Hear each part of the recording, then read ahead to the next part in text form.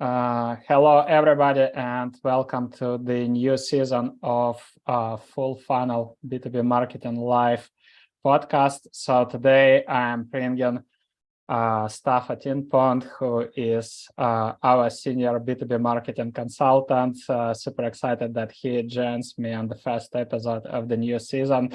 As announced, today we're going to talk about measuring B2B marketing, and we'll go through the core metrics I believe every B2B organization should at least consider to track, right?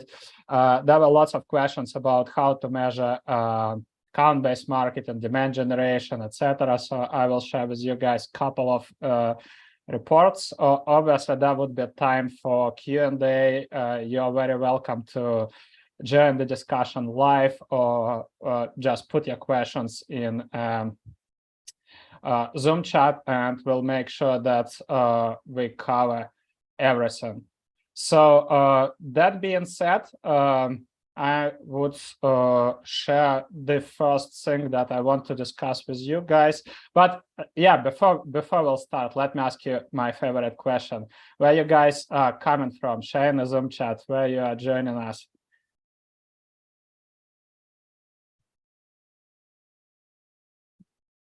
Serbia, Belgium, South Africa. Who else? Do we have anybody from United States? Yeah, just wanted to ask. Okay, yes. Austin. Nice to meet you, Tony and Neil. Thanks a lot for joining us. Cool.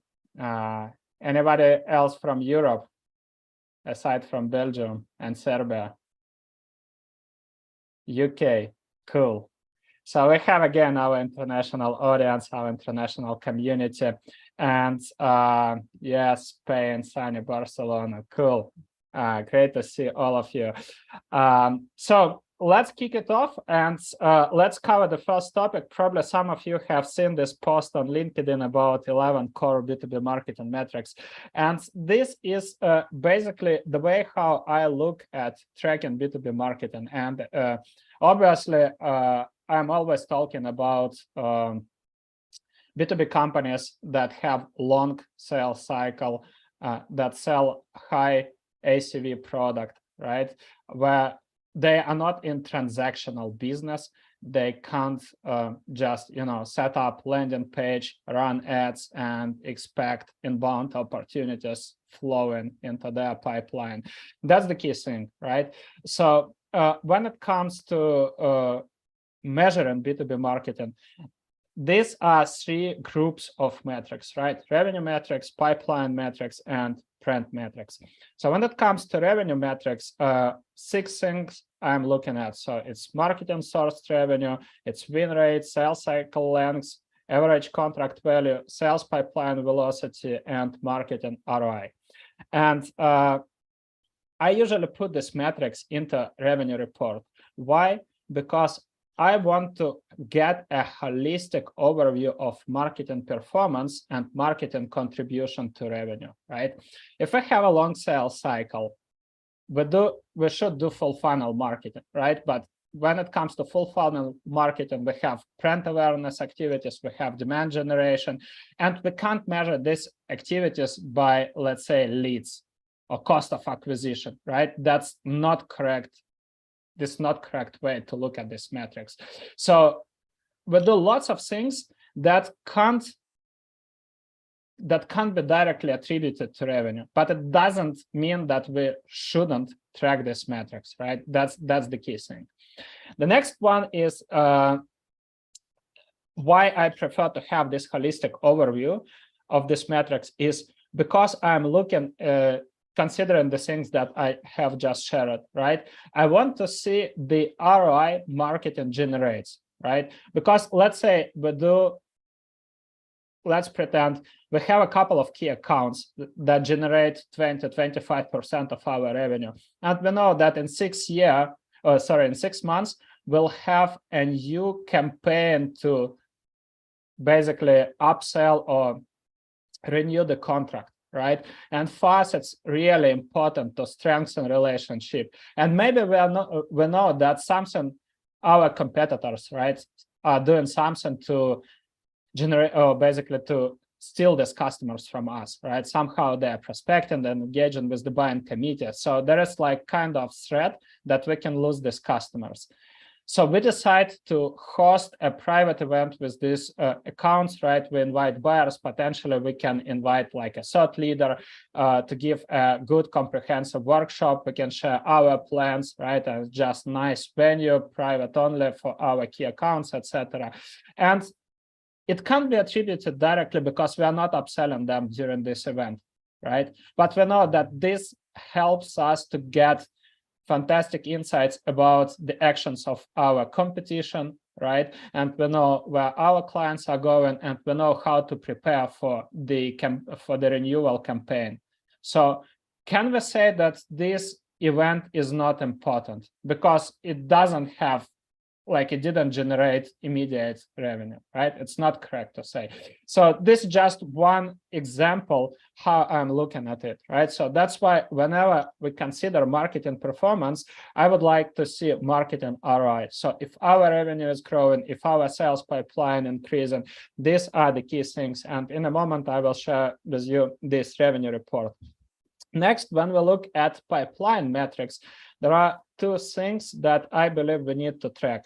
The first one is engaged accounts. And quite often, basically, I would just nail down one question that I get quite often. So what are the engaged accounts? These are companies that are not sales ready, but that demonstrated a significant engagement with your campaigns, right? So for example, they visited your website a couple of times, spent above 30 minutes, they checked your pricing page, checked your case studies, whatever. They signed up for product demo, let's say 3 decision makers or 3 buying committee members, send connection requests to your sales or to your marketing team or to your executives, right? So there is something going on. So there is a significant engagement, but they didn't book a demo, they didn't send an like inbound request, etc. Right? This is what we call engaged accounts. And by the way, for me, engaged accounts are the same as MQLs. So as you probably see, these are not sales ready leads. These are not leads at all. Let's put it simple, right? These are companies that should be forwarded to account-based marketing team, or if you don't have ABM motion, right, your sales should at least have soft touches with them, connecting, engaging, building relationship, and collecting, running potential additional account research, gaining the needs, understanding the needs of this account, etc. So these are the main things. These are not sales ready leads. Why I want to track this metric? Because aside, obviously, demand generation, we can say one of the key outcomes of demand generation and one of the key metrics is inbound opportunities and marketing sourced revenue and pipeline, right? But as we said, not all accounts are sales ready. And quite often you might be operating on the markets without demand, which means you need to create this demand. You need to create awareness and demand first. And that would be cycle for it, right? So just to make sure that our campaign is performing well or getting traction, we need to look at account engagement, right? And that could be a good, and I will share with you in a moment how that could be tied to revenue, right? So this thing. And then brand metrics, obviously there could be long discussion what to include when it comes to brand metrics, and but I prefer to keep it simple. Actually, I look at inbound opportunities because for me that's a huge correlation, right? If our brand is growing, then more people, we can call it demand, let's say demand gen metric, but for me, it's brand metrics. So if our brand is growing, right, the more people will be coming from our content, and because they already know us and trust us, right, and they want to talk to us. Next, it could be media invites. And when it comes to media invites, I believe that's really important to track, especially the quality of these media invites. Are you getting invites to join well-known and respected podcasts in your industry? Are you getting requests from journalists to be featured at well-known industry portals or media, right? Are you getting invited? I mean, you as a team, right? Are getting invited to give a talk at respected industry conference. So these are also outcomes of brand activities. This is something that I prefer to track. And obviously brand traffic and brand mentions, and especially brand mentions. For me, what is really important to see how often our product or our company is being mentioned as a recommended solution to a specific challenge. So for example, when it comes to full funnel, right, fullfunnel.io, I love to see how often people recommend us as people to follow, or check the website, or reach out when it comes to full funnel account-based marketing, right? So these are the main things. Next, basically, if we look at the revenue report, right, I would explain you the way I'm looking at it. And after I will share with you the report, I would like to share, I would like to pass mic to Staffo and ask him to share his experience, because just that would be two interesting things for you guys to learn. First of all, Staffo, before joining fullfunnel.io, he was our probably the best student, and he is our long-term student, right? And he joined our Full Funnel Academy when he was running his LinkedIn agency, and later joined as a head of marketing company called Buzzers in Belgium. So, and this is exactly the company that sells high ACV services with long sales cycle, right?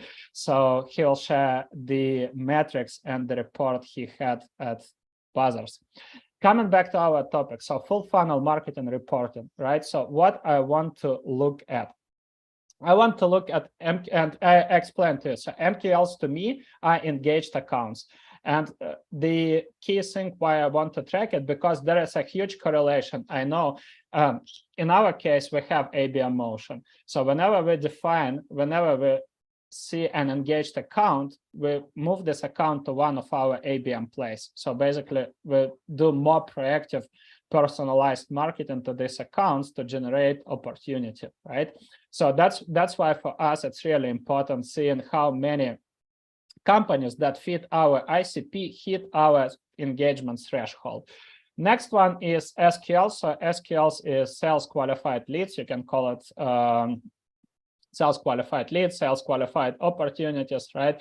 And how many of them came from marketing? Because that could be like in our case, we don't have outbound or sales motion, right? But for our clients, obviously, we add this line because almost every B2B organization, aside from marketing, they usually have sales functions. So for us, we want to see the correlation, right? And we want to split the number of opportunities between marketing and sales. Next is how many sales qualified opportunities we have in sales pipeline, how many customers we generated, and how many lost SQOs, sales qualified opportunities, we have. So this gives us a pretty good understanding of our deal close rate. Obviously, in this case, you need first of all, a very clear definition of sales qualified opportunity. And if you track MQLs the way we do, you need to have a clear definition of MQL, right? So this is really important just to avoid chaos in your CRM. I know, like, I remember one of the recent customers where we just started to fill in this revenue report, and their deal close rate or win rate was around 3%. And I'm like, oh my gosh, how that's possible, right? So just generate lots of opportunities and you win only 3%. And then we looked at CRM and they put it, just obviously because of the bad culture they had beforehand, right?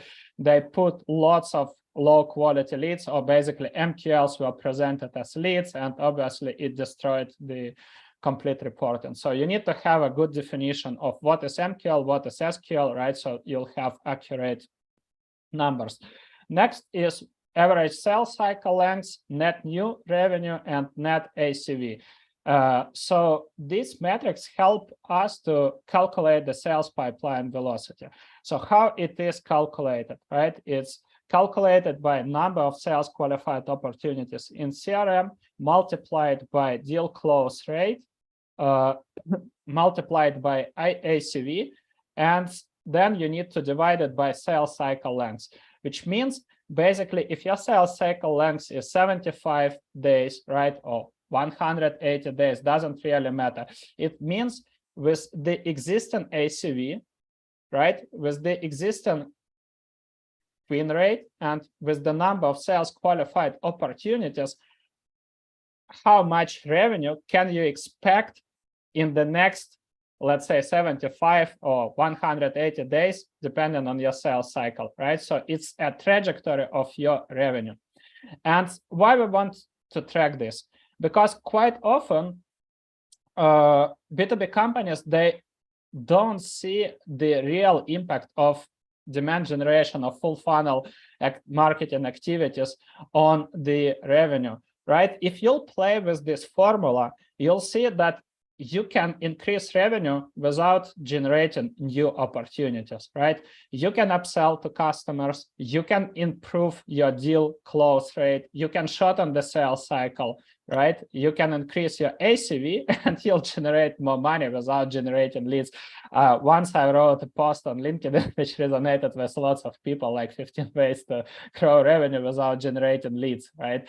So this is really important because then you can show, okay, look, so we improved this, we improved, let's say, deal close rate, and we improved ACV, and now we are generating more money faster, right? That's really important. And in this case, you can clearly see the correlation, how many MQLs or engaged accounts were later converted into SQLs, right? And how many sales qualified opportunities you were able to generate.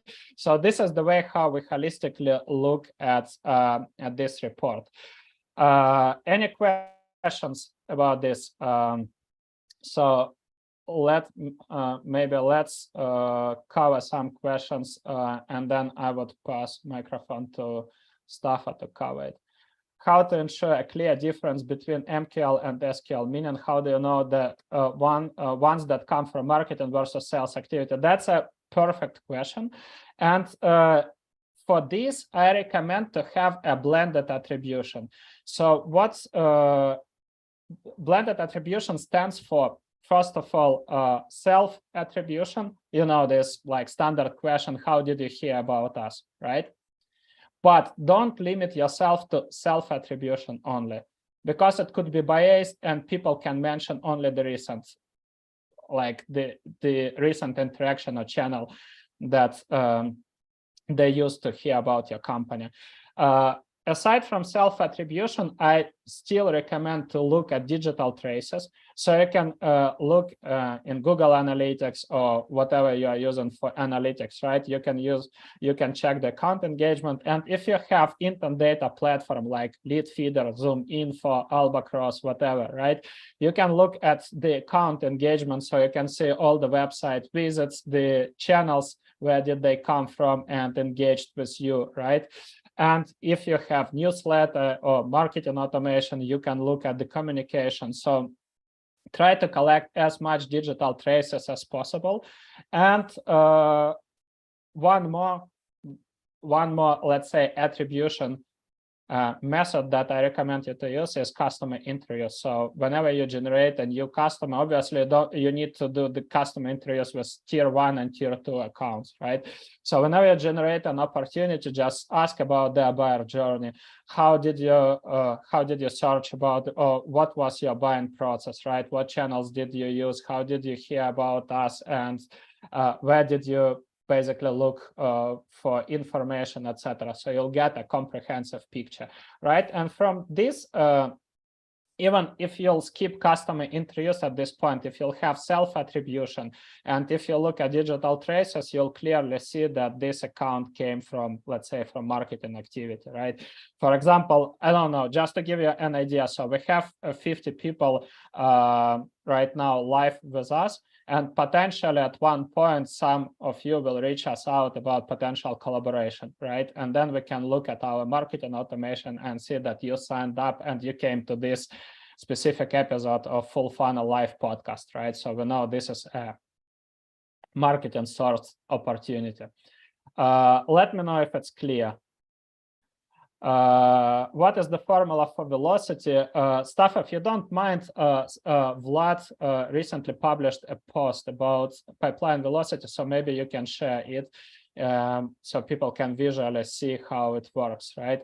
But generally speaking, how it's calculated. So sales qualified opportunities in pipeline multiplied by deal close rate or win rate multiplied by ACV and divided by your sales cycle length. So this is the sales pipeline velocity, and it gives you your revenue trajectory. With this set of metrics, with this data, what revenue can you expect according to your sales cycle length, right? So this is the way. So yeah, so self-attribution as they engage plus digital traces, right? Digital analytics, and you can use post-engagement survey if you want. That's yeah, that's the way. Really curious about your cadence process for keeping track of MQLs. Does someone periodically check all LinkedIn posts, check who liked and whether they fit ICP? That's another story. I think if I'll talk about the process of tracking MQLs and handoff process, we can host another episode of our podcast. So let me know, guys, if this is something that you would be interested in. Just type plus or thumbs up if you are interested in this topic, and yeah, we'll plan the next session. No problem, because it will move us away from the reporting, from the analytics, right?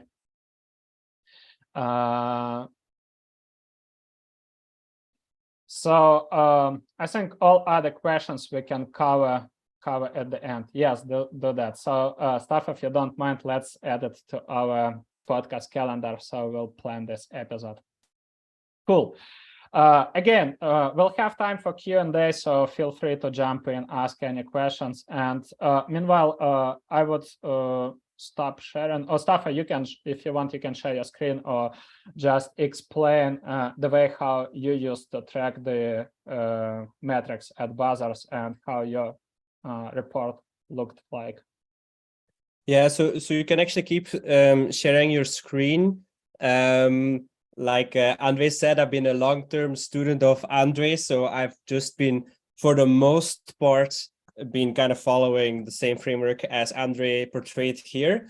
And I think what I would, so I don't have too much new to say about the actual framework, but I do want to emphasize something. So we're looking here at new MQLs on this screen, and earlier we talked about engaged accounts, right? And we kind of say that those are the same thing, but this is a super important thing to think about, because this is where you are setting yourself up for success for a good relationship with sales, and it's where you set yourself up to be in a position where sales wants to work together with you and is happy with your work. Because what many B2B marketers, what they will do, especially when they start to get pressured by whoever in the organization, is they will just try to get the highest number of MQLs possible, because nobody's ever been fired for handing over too many MQLs. But the real situation is that usually these are not MQLs at all, because you have the marketing qualified leads. So the marketing qualified, it means that they fit your ICP, which they usually don't. And lead means that there is preferably some kind of intent. So intent means that they actually want to buy something in your category, or particularly from your company, ideally, right? But somebody that downloads an ebook is not usually an MQL, it's somebody that likes to read. Those are not the same things at all. So I actually put a lot of effort and emphasis of focusing on these engaged accounts or identified accounts at Buzzers. So what we did was we would have a separate pipeline, which we would call the marketing pipeline. And this had a couple of stages. And then the first stage was just identified accounts. So that's any kind of company that interacts with us in a variety of ways. And then as they are more and more active, active meaning they're engaging with us on LinkedIn, they're looking at key pages, they're opening emails, they're filling in forms, doesn't really matter, right? As they do more of these activities and they reach a certain score, then I say, okay, now they are an engaged account. So the relationship with sales in this particular organization was that was the time that the business development would look at the accounts, make sure that they are fitting our ICP, and then they would onboard them into one of our ABM motions, right? But instead of sending him hundreds of useless contacts and companies per month, we would just send them a couple that are actually already know who we are a little bit interested in us, and are happy. And then it's time to activate one of your ABM playbooks. So that activated account, or the one that engaged account, is super important. And then just to be a little bit more practical about this without ruining our next podcast about lead handover, what I would do is once a week. So we were very much into LinkedIn thought leadership. So once a week, we would go through all of our content that we had put out, and we would just copy paste the LinkedIn profiles from all the relevant engagers into a sheet, or it could even be in HubSpot. Once a week, we would do this. And then we would put that in HubSpot and say, okay, this person liked the post, this person commented, etc. Right? And then HubSpot would say, oh, that's 1 point on our engagement threshold. At the same time, we had an IP identification software, for example, like a lead feeder. And they would also add this to HubSpot and say, okay, this company looked at a case study. That's 3 points. Now, 3 weeks later, they also spent 10 minutes on this article. That's another 1 point. And all these points add up, and you get to a score of whatever it is that you want to use. And only then do we hand them over.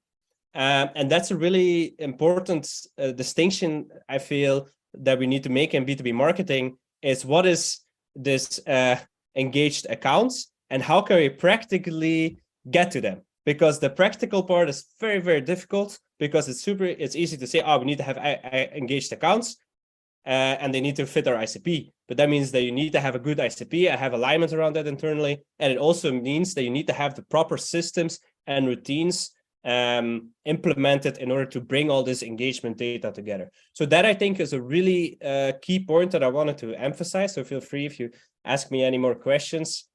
Yeah, I see actually a question about this from Neil. So what about the unmeasurable dark funnel, right? So we can only do what we can do, right? So we had the routine of looking at LinkedIn every week. That's one thing that we did. We have also the IP identification to track the website engagement. We have the integration with HubSpot to check the content hubs. And then if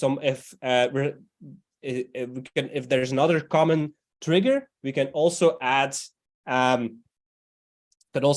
So if you have a common, if it's common that people say, you were referred to by whatever, if there's something else that's common for you, you can also track it.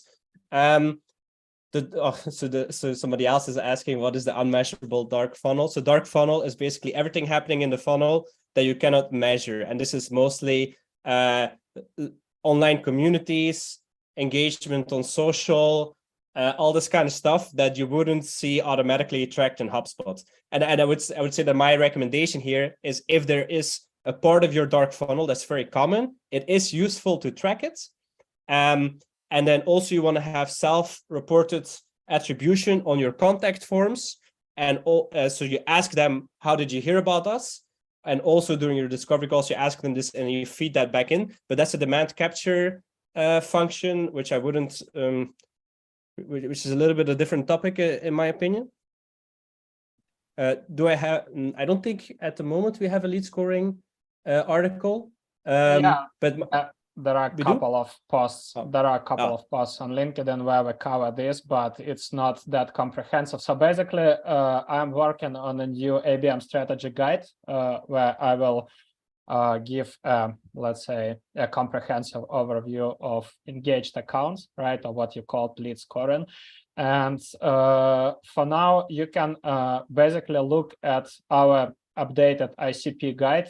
We covered slightly what like an example of an engaged account, right? So that's one recommendation. And also, this is one really important thing that I would like to emphasize on about unmeasurable dark funnel.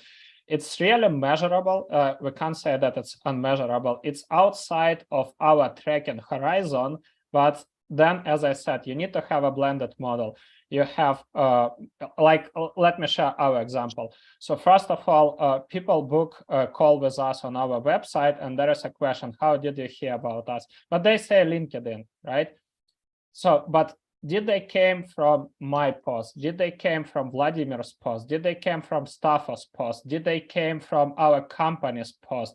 Did they came from ad? Did they came because somebody recommended us or mentioned in the comment, right? It's not clear. So usually then I'm reaching out to a new, let's say, to a new contact, a new prospect, and I'm saying, hey, thanks a lot for booking call with us. Looking forward to chatting with you. I usually ask, do you need anything before the conversation, etc. And by the way, so you mentioned you have heard about us from LinkedIn. Is it like from my content? And then they usually start, saying, hey, I've been following you, etc. So people share the ultimate journey. Another opportunity, you can ask about this during the discovery calls or depending on your process, right? So just incorporate it into your process and you'll see it. But aside from this, always track the digital traces, right? So you'll find other patterns and engagement with these accounts. One more thing that I think, Staffan, we need to address is the issue that usually let's say, because usually the issue is that sales want volume, but then the quality leads to, and often this doesn't get together. And in this case, that's why in a moment we'll move to the campaign reporting, right? And this is really important for you guys to track everything and to compare the campaigns. So I can say, okay, one thing that I highly recommend you to listen to is our episode, maybe Staffan, you can find it, I had with Fran Langham from 𝐫𝐞𝐳𝐿, and Fran shared their experience, how they shifted from lead gen to demand gen at 𝐫𝐞𝐳𝐿. Because what they did, and this is what I recommend, look at all the metrics, the outbound activities, right? The ads, lead generation ads, these ebooks campaigns or webinars producing MQLs, and then look at the real conversion. How many these so-called leads are being converted into real sales opportunity? How much time does it take to activate this opportunity? And then they saw that, for example, in Fran's case, I forgot the exact numbers, but if I correct, she said that they needed around 500 of these leads to generate one real sales opportunity, and it took them up to 6 to 9 months to convert this into a client, which is like mind blown, right? And our motion, this is why we say, usually in this case, companies, they don't, there would be a root problem. These companies will never have a good ICP. They would always have a broad targeting just to pursue the volume, right? To play the game of numbers. And we insist on completely opposite things. Analyze historical growth, right? See where the revenue is coming from what markets and segments. Start focusing on this market and segments. Analyze the best customers, right? Analyze their buyer journey, analyze the reasons they buy, and recreate your ICP based on these customers and align your marketing and sales with the buyer journey, with how these customers are buying. And the key point is what I'm always saying. More leads is not a silver bullet. It's not like a panacea to all, diseases.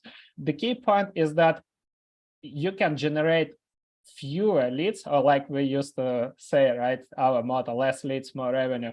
But if you are pursuing tier 1 accounts that can generate, like, that are likely to buy, and that can generate 50 times more revenue than average lead, right? Why do you need all of them? That's one of the key points. So do this analysis, and that would be really helpful. Maybe Staff, I can cover this question. Do you have a scoring model for accounts on HubSpot? It's actually funny that you asked me this, because I was just making one right as I got the question. I can share my screen for a second, but it's just like a this is just like basically a draft that I'm literally doing right now. So basically the way that I look at it, and please forgive me that this is rough. So what I would do basically is you have a couple of triggers, and you think that those triggers they mean that there is some kind of an engagement or an intent, right? So if somebody's on your website, you can trigger this with, you can measure this with IP identification software, and that you can put on the account level. Email engagement we can measure with HubSpot, and HubSpot can track that on the contact level. LinkedIn engagement you can measure manually, and that you can then track on the contact level. And then what I say now, you can say that on the account level we can just count up all the data from the relevant contacts. So it goes like this. And then you just start saying, okay, you start saying what is worth how many points. Let's say 1 like equals 1 point. And then that point will be carried over to the contacts. It ends up, if we have everything together, it ends up with 5 points or whatever. And then we have 3 contacts. Each of them has 5 points, but you never count the point double. That's where it gets complex, but then we can just say, okay, this ends up at 5 points. So the way that you would do this is each of these would represent a tag. I don't want to make it too. It becomes a tag. So a tag could be something like LinkedIn like, and then we will add the tag on the contacts level.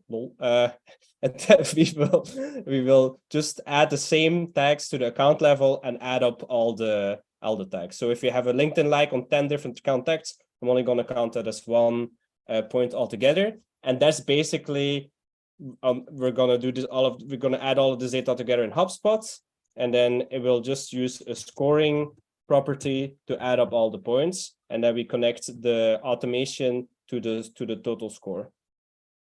Yeah, so sorry for making that a little bit more complex, but that was the best I could do, just drafting it right now. But this is basically how I would do it. I would add tags based on the triggers, and then those tags I add on the contact level, and per account I add up all the relevant tags from all the relevant contacts. That's basically my my framework for this. It's quite simple but effective. Yeah, pretty good one.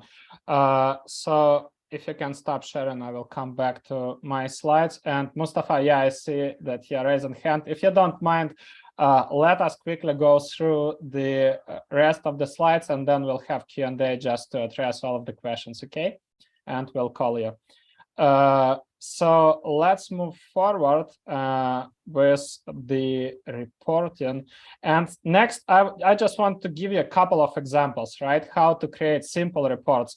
Keep in mind that every campaign should has own reporting, right? I would show you an example for ABM. Generally speaking, if you want to measure demand generation, right? This is a simple example how you can look at it, right? So it could be media invites, as we spoke about the core metrics, brand mentions, brand traffic, engaged accounts, number of inbound requests, number of marketing source sales qualified opportunities. And it's not equal. You might be wondering what's the difference, because the what I also mean by inbound requests. So for example, somebody reaches out to me on LinkedIn and says, hey, I would like to talk more about the way how we can collaborate, but then let's say we have discovery call and there is no real fit, right? So it won't be a sales qualified opportunity. It won't be opportunity at all, right? But there was an inbound request, and initially this company fits ICP, which is good, right? And that this is only later we discovered that it's not like an appropriate fit because of some reasons. So that's why I separate these two metrics. And marketing source pipeline in this case would be really simple, right? So it's just the ACV of sales qualified opportunities generated from market. So this could be a simple report. Yeah, Staff, if you can drop a link to the episode with Fran, that would be helpful because your time. I did. Yeah, I think you didn't drop a link. Yeah, I did. But anyhow, let's come back. So it's so this is like a simple reporting when it comes to measure and demand generation. Shouldn't be super complicated. Then when it comes ABM reporting, it would be really I would say it depends. It depends on the type of ABM campaign that you are running. Or generally speaking, there are 4 standard ABM campaigns. Like traditionally, B2B marketers think about ABM as only net new revenue campaign, which is one of the most common, let's say, myths that were created by MarTech vendors.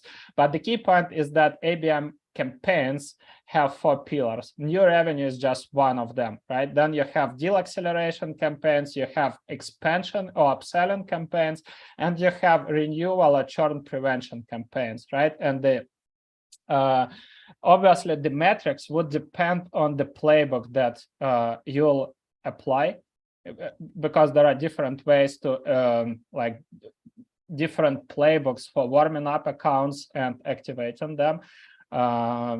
Lots of them probably you have heard, from the one-to-one engagement and social selling to one-to-one workshops, whatever, like multiple ways. Just don't want to dive deeply, but this is an example. Depending on the campaign that you'll be running and the playbook, right, you'll see the typical metrics. So for example, new revenue could be engaged accounts, sales opportunities, won deals, ACV, sales cycle lengths, new revenue, right? But let's say renewal and churn prevention, it could be the workshops booked. If your playbook is running one-to-one workshops for key accounts, onboarding them on, let's say, the best practices and how your product can help these accounts, right? So workshops booked, debriefing calls with these key accounts, and re-signed or renewed contracts, and the revenue that you was able to renew, right? So expansion, again, dependent. If, let's say, if for expansion you do a play where you invite your power user and you start selling, let's say you make a one-to-one webinar to this specific big group of accounts, and then you invite decision makers from other departments or other branches, right? So it could be workshops booked, new licenses, ACV growth, LTV growth, and total expanded revenue, right? So that's the example. But again, as I'm saying, so I'm just given one playbook, but the metrics will vary based on what playbook you'll apply to your campaign, right? And then let's say if let's look at net new revenue campaign example, because you might be wondering, right? This is how the full report might look like. So let's say there are 32 accounts in your program. You got 7 replies to your activation, right? You generated from these 7 replies 3 sales opportunities. Cost per engagement, it's, let's say, $500.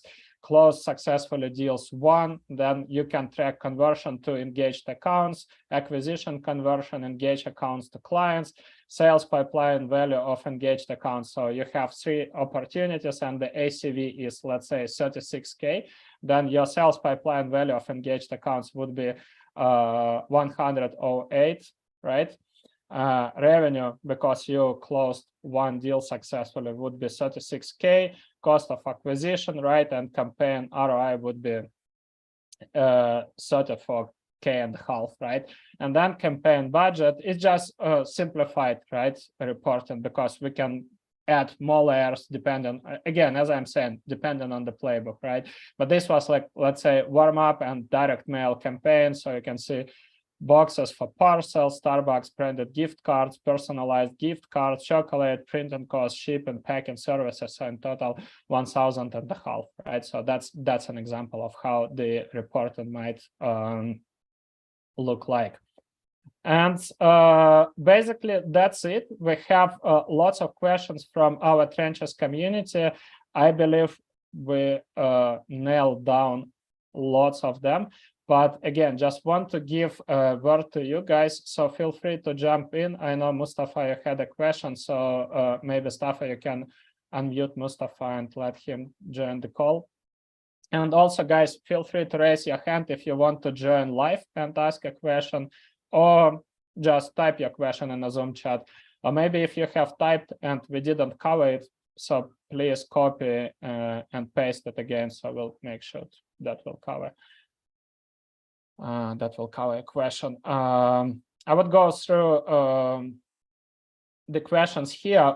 One of them that is coming from John: what is an average percentage of marketing contribution to revenue for SaaS company?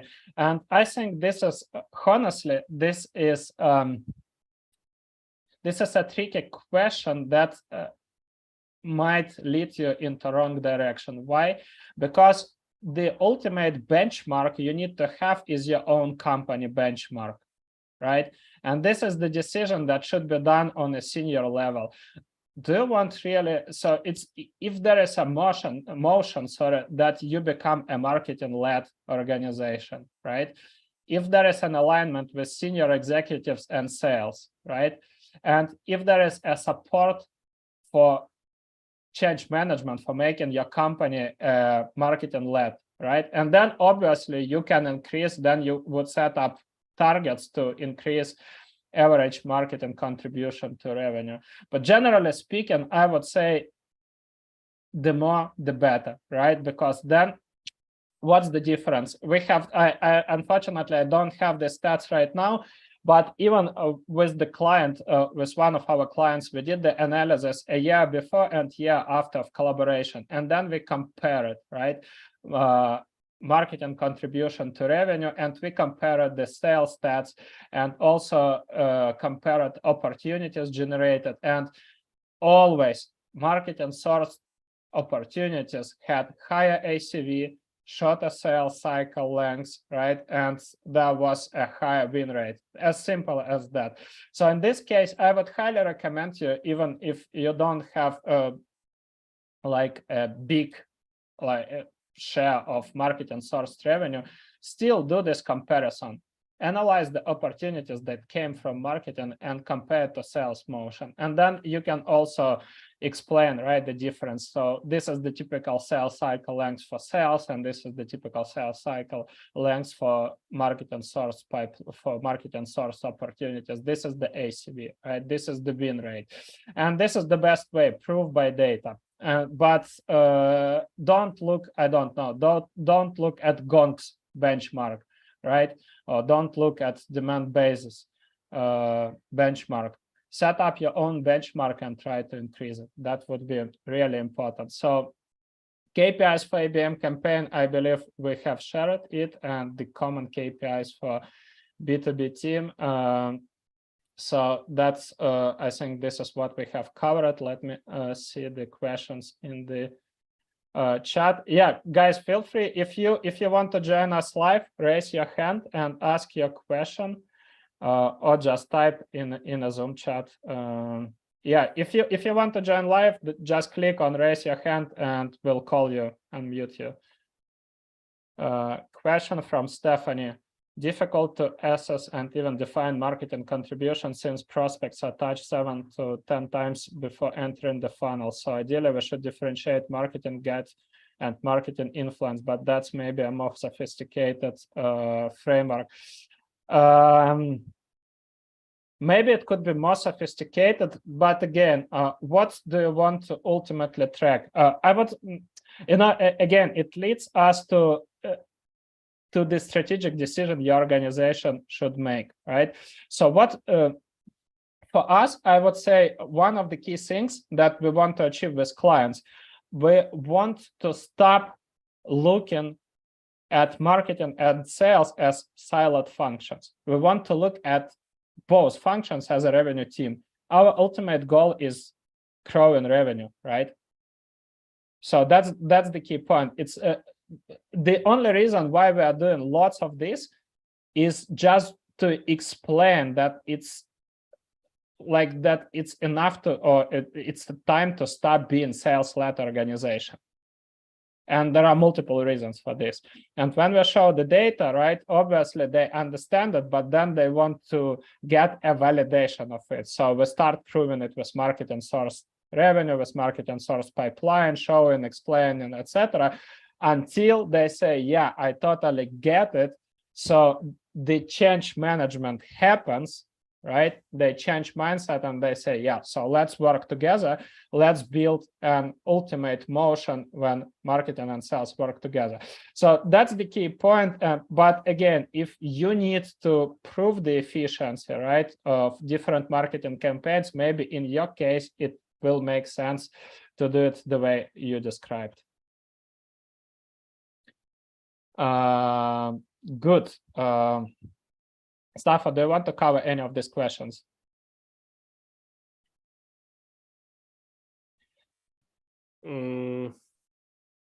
So,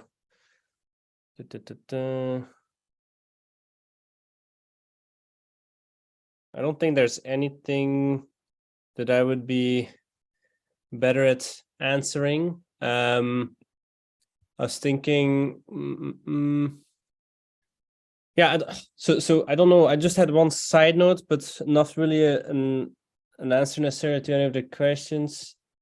But one of the things that you will notice is that the metrics are especially important when you're in the stage before the change management has happened, like Andre mentioned, which is like before you've actually managed to prove that marketing works or can work together with sales. That's when we notice that the metrics are very important.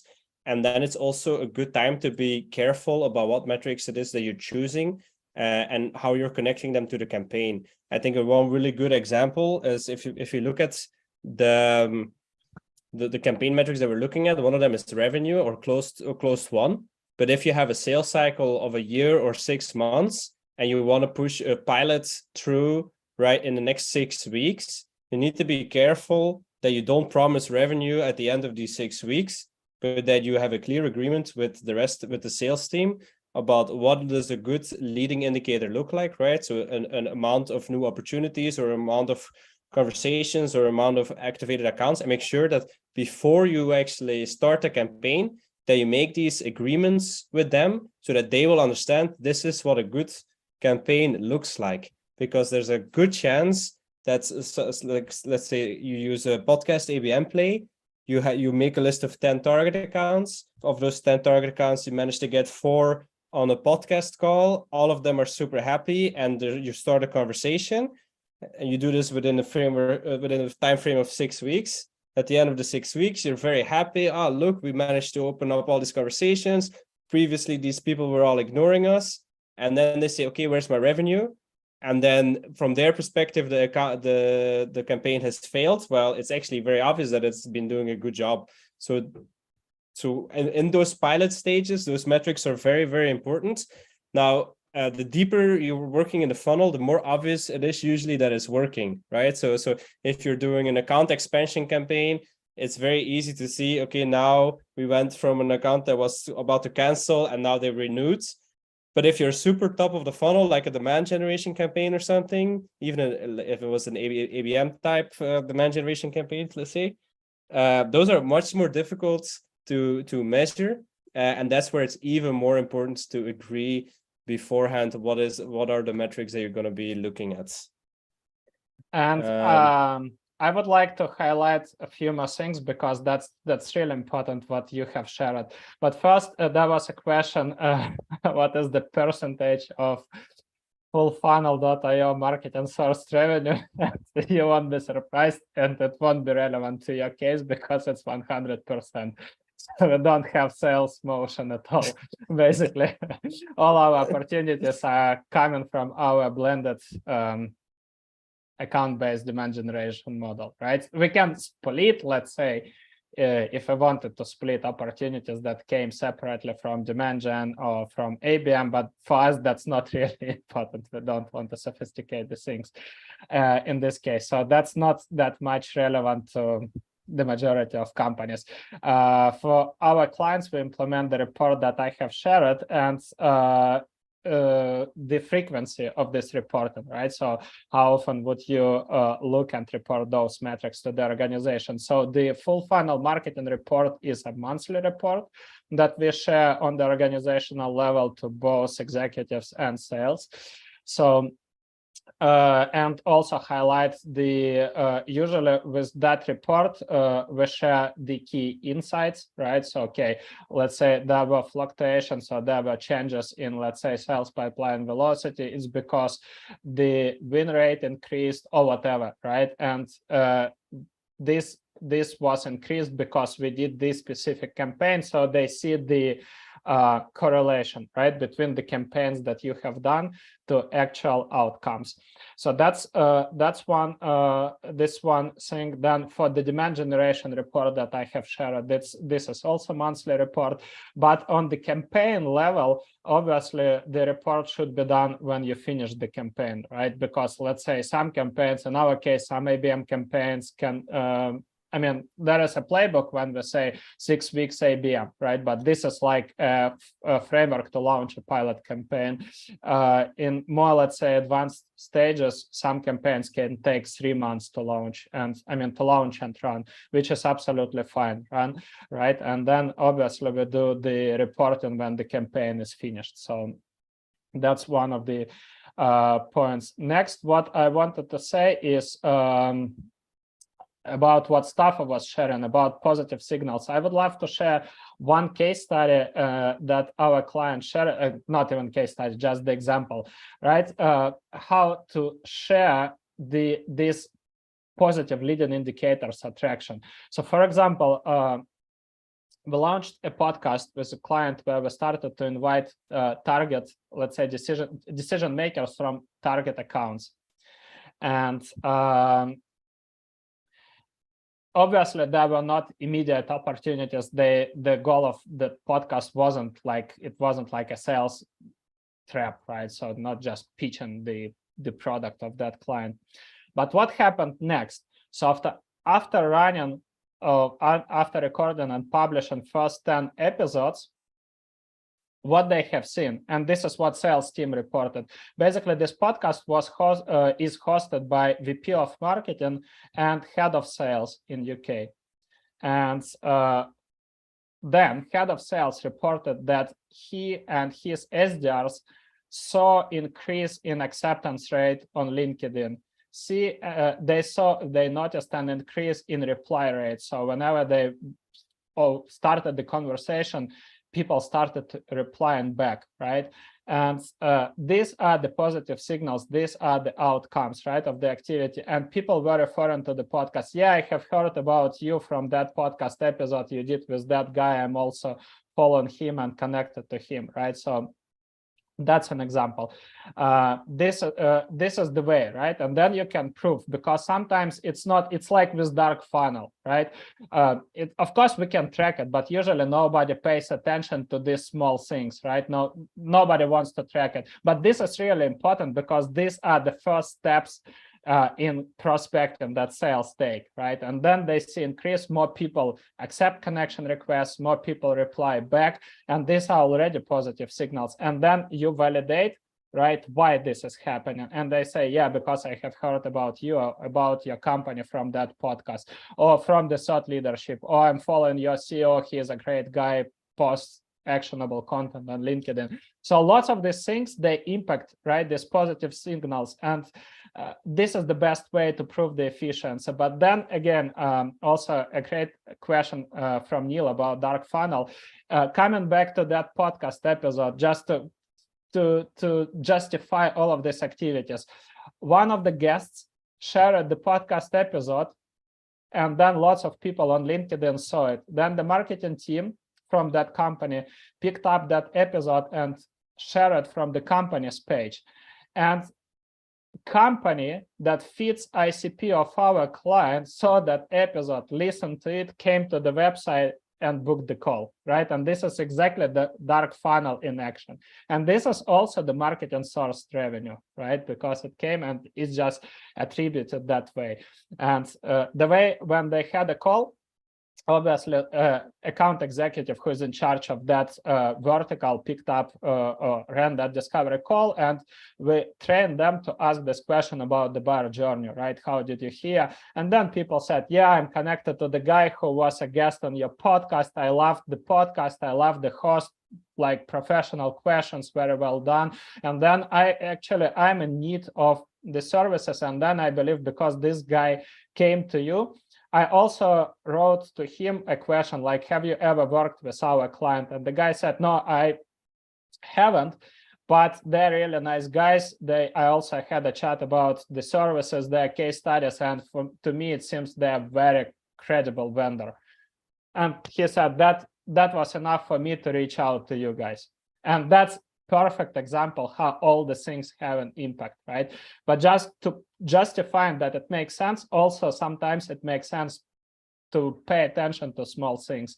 And sales usually, especially in a case that you guys mentioned, like sales, they want volume, right? That's a perfect case. Then look at this volume, right? And okay, so you have sent thousands of emails and in-mails on LinkedIn. So how many replies did you get back, right? And how many opportunities did you generate? And how much time did it take you to win one opportunity? So, and what was the ACV? And then when you look at all this conversion, right, and compare to the opportunities that are coming from marketing, you will be mind blown. So that would be a completely different story.